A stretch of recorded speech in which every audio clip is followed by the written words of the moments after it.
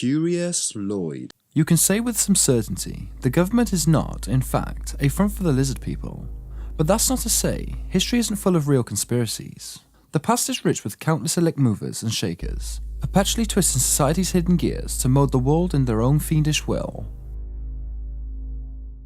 A sinister sect of Freemasons effectively took over Italy. Few organisations are synonymous with conspiracy as the Freemasons, but while the most nefarious act of your local Masonic order is like faking their bowling league results on occasion, that was not the case for 1980s Italy. That's when the downfall of a dirty banker led authorities to a list of nearly 1,000 members of clandestine Masonic Lodge propaganda due, which is also known as P2, a list which included cabinet ministers, dozens of members of parliament, hundreds of high-ranking military and police officials, the heads of Italian intelligence, and the country's most influential businessmen. P2's goal was to install a shadow government able to exert anonymous and slight control over Italy. The organisation's plans for democratic revival called for the infiltration of the government, media, and trade unions. P2 excessively influenced the Italian government, as well as effectively controlling the nation's press, burying such stories as the inconvenient revelation that P2 member Umberto Ortolani was financing South American death squads. P2 was led by former Masonic torture goon and self-proclaimed lifelong fascist Licio Gethley, first rising to Masonic power in the 60s. By 1980, Gethley hosted regular meetings of Italy's top generals at his private villa, where he exercised substantial political influence. After the lodge helped Juan Perón return to power in Argentina, a former Italian prime minister witnessed Perón kneel in front of Gethley. Perhaps more disturbingly, Venerable Master Gethley was even an honoured guest at Ronald Reagan's inauguration. When P2's activities came to light in 1981, it led to the immediate resignation of Italian Prime Minister Arnaldo Falani and his entire P2-infested cabinet. At least 2 implicated political figures attempted suicide. Gethley himself hightailed into Switzerland, but was later extradited and convicted of charges of bank fraud. Oh, and also helping to cover up the 1980 bombing of Bologna train station by Italian neo-Nazis, which killed 85 people and wounded hundreds more. Northern Ireland's Satanic Panic in the 70s was orchestrated by the British military. The Satanic Panic broke out in the early 1970s in Northern Ireland, when newspapers began reporting occult activity throughout the country. More than 70 such articles were published in the last 4 months of 1973 alone.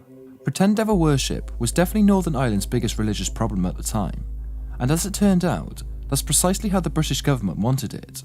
Captain Colin Wallace, British Army psychological warfare specialist. For 2 entire years, Wallace and crew deliberately placed black candles and upside-down crucifixes in some of the most war-torn areas of Belfast, while Army press officers leaked stories of black mass and satanic rituals. This was all to play into newfound public fears sparked by the recent release of The Exorcist. While it could be said that Wallace played people superstitious like a master fiddler, the Satanic Panic wasn't even his chef d'oeuvre. That had to be a suggestion that nylon underwear of female IRA members was building up static electricity and subsequently causing them to pop off like ginger bottle rockets. The Sunday Mirror swallowed Wallace's BS hookline and ran possibly the single greatest headline in history: "Danger in those frilly panties." A major election turned on Russian meddling in 1920s England.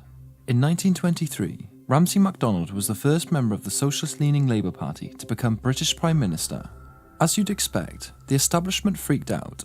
After a vote of no confidence by the House of Commons, MacDonald was forced to call another election just a few months later. As luck would have it for the Conservatives, shortly before the election, British military intelligence intercepted a letter signed by Soviet official Grigory Zinoviev, which asserted that plans to replace the hands of Big Ben with a hammer and sickle were proceeding exactly as planned. After consulting with MacDonald, head of MI5, Vernon Kell, agreed that the letter should remain a secret.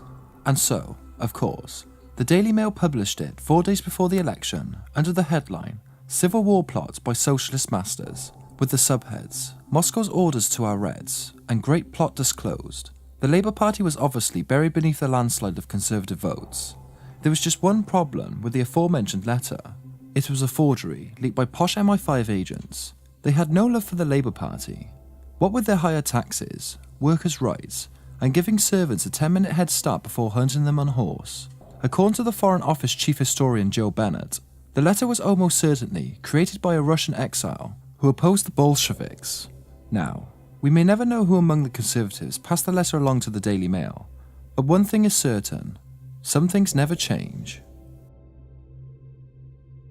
The Osage people were murdered for oil fortunes by their own in-laws. As with most Native American tribes, the 19th century was a bit of a rough spot for the Osage. Pushed from reservation to reservation, their numbers steadily depleted, until the tribe's chief finally chose a crap part of Oklahoma in 1870 and called it home. He chose that particular crap part based on solely the fact it was so very shitty that no white man would ever want it. Then, in the 1920s, an amazing twist of fate, that land turned out to be sitting atop a vast wealth of oil. The Osage was suddenly among the most wealthiest people on the planet. Of course, that meant the white man now had a reason to want that crappy part of Oklahoma after all. In May of 1921, Molly Burkhart, an Osage woman married to Ernest Burkhart, a white man, discovered that her older sister, Anna Brown, had gone missing. Days later, Anna's body was discovered in a ravine, a single gunshot to the back of the head. Next to drop was Molly's mother, a purported victim of bad whiskey. Then, early one morning in 1923, Molly heard an explosion and ran to the house of her other sister, Rita Smith, only to find out it'd been levelled by a bomb. Rita had also died in the explosion. While Molly's family may have been the most notable affected, the conspiracy wasn't limited to her. Dozens of Osage began dying under similar mysterious circumstances, right around the time they found oil. When lawyer W. W. Vaughan vowed to help with the case, he was tossed from a moving train, while oilman Barney McBride wound up with a crushed skull and 20 stab wounds after his trip to Washington to plead for an investigation. In the end, the FBI managed to connect the deaths with a local rancher, William Hale, the self-proclaimed King of the Osage Hills, and her husband's uncle. Though it became clear that Hale had masterminded a plot to inherit the Osage oil rights by marrying off his weak-willed nephew to Molly, and then whittling her family down one by one. In the end, he was convicted of a single murder, that of Henry Roan. Conveniently, Hale had taken out a hefty life insurance policy right before Roan was shot in the head. Luckily for Molly, Hale's arrest came in time to prevent her husband Ernest from slowly poisoning her to death. Maybe, lucky isn't the word right now. Lockheed, bribery, explosive jets, the Japanese mafia, fake priests and softcore porn. The Lockheed F-104 Starfighter, developed in the 1950s, was light years ahead of its time. Unfortunately, it also had a tendency to spin out of control at the slightest provocation. Yes, this so-called missile with a man in it had its problems, but Lockheed wasn't about to accept a short fiery death as a deterrent, not with boatloads of cash on the line, and so they embarked on a massive campaign to bribe foreign officials into buying their supersonic casket. And it worked. West Germany alone bought almost 1,000 of them, 300 which crashed, killing 116 pilots. Bribery soon became Lockheed's default means of doing business. They truly outdid themselves in Japan, where they teamed up with the Yukaza Class A war criminal, Yoshio Kodama, to influence the government's purchases. In order to funnel funds to Kodama, Lockheed employed the services of Wall Street firm Diak Piera, which in turn employed a defrocked priest to smuggle mounds of cash between Hong Kong and Tokyo inside baskets of oranges.